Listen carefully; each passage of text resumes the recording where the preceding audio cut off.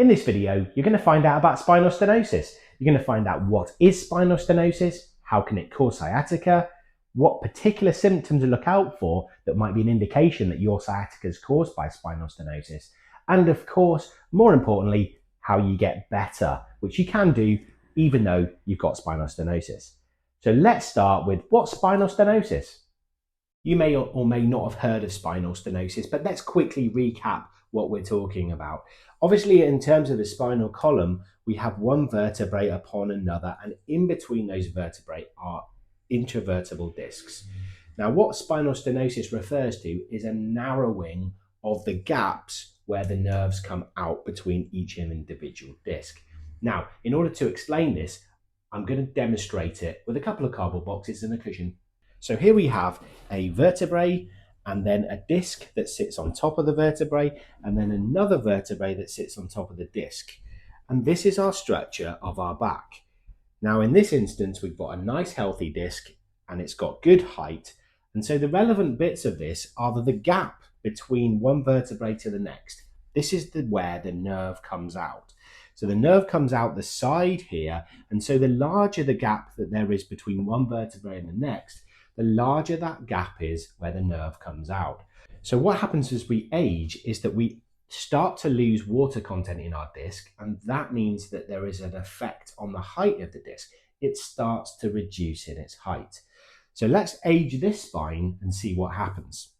So what I've done in this instance is I've taken the cushion away and I've replaced it with a towel. And that means that the height of it is reduced. And what we can see is the gaps where the nerves come out is very much reduced. And so therefore we have a greater tendency, a greater susceptibility for the nerve to be pinched as it exits the spine when we have a reduction in the height of the disc. And that effectively is what happens as we get older. We lose our disc height, and so we have an increased susceptibility to that nerve being pinched and causing things like sciatica. Now, this is a natural part of aging. Most people, 80–90% of people over the age of 60 will have spinal stenosis to some degree on an MRI scan, for example, but won't necessarily have symptoms, which is great news because it doesn't mean that you're definitely going to get sciatica or back pain if you have stenosis. It's just like getting grey hair, or in my case, no hair. Over the course of your life, it doesn't mean that you would definitely have sciatica. So how do you know if your sciatic symptoms are being caused by spinal stenosis or by some other problem? If your symptoms are being caused by walking, if they increase with walking, if they increase with standing, then that also is an indication that stenotic changes, narrowing, might well be the problem, because in those positions, when we're upright, walking, and we're standing for a period of time, then relatively speaking, our spine is compressed down in terms of the gap. Whereas if we're sitting, for example, it actually increases the gap where the nerve comes out. So quite often people with spinal stenotic problems related to sciatica will feel better when they sit down, but will feel worse when they're standing and walking. And if that's the case, and you're over the age of 60, then that would point to it being a stenotic changes problem rather than something else. So the good news is that it doesn't have to mean that we're stuck with it. Although spinal stenotic changes, the narrowing of the disc height, is something that is not going to change, the symptoms very much can. And most of the time, what it's related to is overcoming that tendency for stiffness to develop by mobilizing. And so that's what these exercises are about, mobilizing your spine to loosen them up. As always, they're not a replacement for seeing a healthcare professional, but they are exercises that should make things feel better. Never continue with exercises that increase your symptoms, particularly if they increase your leg symptoms. Now, often people with spinal stenosis are slightly more advanced in age, and sometimes because they're so stiff and perhaps in discomfort, it's difficult for them to lie down, or particularly can be difficult getting back up again. So my 3 exercises that I'm going to recommend in this video are not lying down, they are more upright exercises. And the idea is that you can do them frequently throughout the day, and it can be no dramas in terms of getting down and getting back up again. So let's take a look at these 3 simple exercises that can be really effective in mobilizing your lower back. Now, the first thing I'm going to do is sit down on a chair in a nice comfortable position. And what we want to do is open up the structures of our back so that it stretches some of our muscles, but not in a way that loads the lumbar spine. So very simply, what we're going to do is bend forwards and hold for 5 seconds and then return back up. And we're going to repeat that 10 times. So we bend forwards, reaching down between our legs. We hold for 5 seconds. We come back up. We sit nice and upright, and we repeat that 10 times. Now, the next exercise we're going to do is we're going to use a solid surface and we're going to bend forwards, taking the load off our spine. So we're going to lean against the wall, nice solid surface, and nice and comfortably with our knees slightly flexed. And then again, we're going to reach down with our hands on our knees and then come back up again, nice and straight.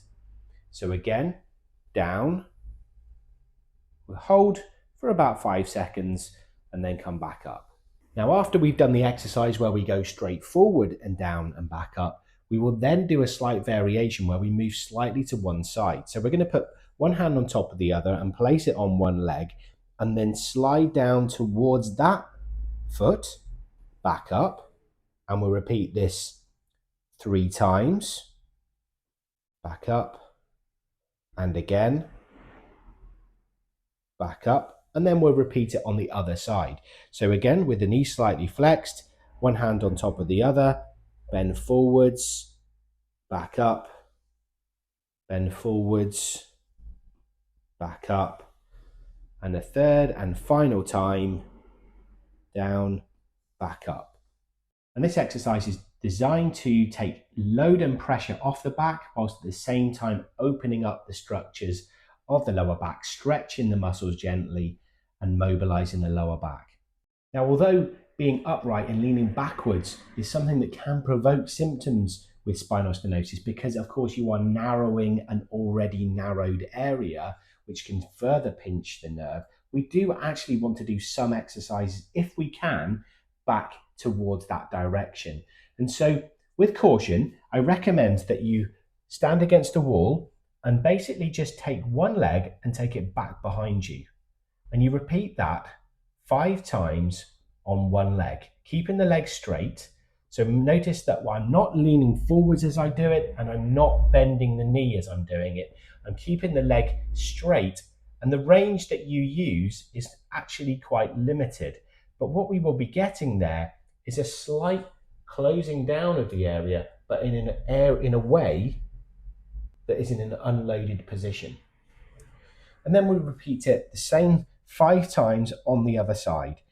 So we don't move our upper back, we just take a straight leg back behind us 5 times.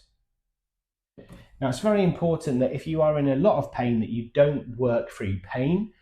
That should be a comfortable exercise to do, and it's in combination with the other 2 exercises will help to loosen up around your lower back and hopefully make your walking much more comfortable.